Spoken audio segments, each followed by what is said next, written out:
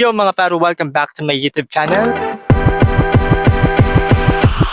So for today's video mga par, sasabihin ko sa inyo mga benefits kapag electric motorcycle yung gamit nyo instead na conventional motorcycle yung gamit nyo. Kaya if you're wondering kung worth it ba kumuha ng electric motorcycle or e-bike, here are 5 reasons or 5 benefits that might convince you.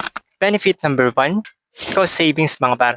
Kapag e-bike yung gamit mo or electric motorcycle, mas mura pa yung charge kaysa sa gasolina, especially ngayon, ang taas na ng gasolina. At kapag electric motorcycle ang gamit mo, walang masyadong maintenance na gagawin. So, hindi mo rin kailangan magpa-change oil. So, kapag naka-e-bike ka or electric motorcycle, papasalamatan ka ng wallet mo. Benefit number 2, eco-friendly. Dahil walang tambutso ang e-bike natin, zero emissions mga pero walang usok na lumalabas. Mas malinis na hangin at hindi tayo nakakadagdag sa pagkasira ng ozone layer. And benefit number 3, quiet ride. So dahil fully electric yung e-bike natin, wala tong ingay mga para tahimik lang siya sa biyahe. So kapag maaga ka umaalis sa bahay nyo, kapag gabi ka na umuwi, hindi tayo makakaistorbo ng tao. Benefit number 4, instant torque mga par. Instant acceleration. Iba kasi mga motor mga par, kailangan mo pang mag-shift ng gear, kailangan mo pang painitin yung makina bago ka makaalis. Ito mga par, twist and go.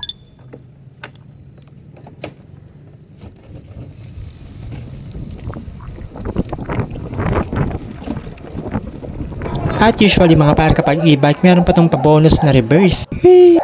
And finally mga par, easy to ride. Madali lang gamitin yung e-bike or mga electric motorcycle. Hindi mo na kailangan mag-clutch or mag-shift ng gear. Twist and go lang. So napakadali lang gamitin. Beginner friendly siya mga par. And there you have it mga par. So yan yung 5 reasons or 5 benefits kapag electric motorcycle or e-bike yung gamit mo. So if you're considering buying e-bike, there you have it.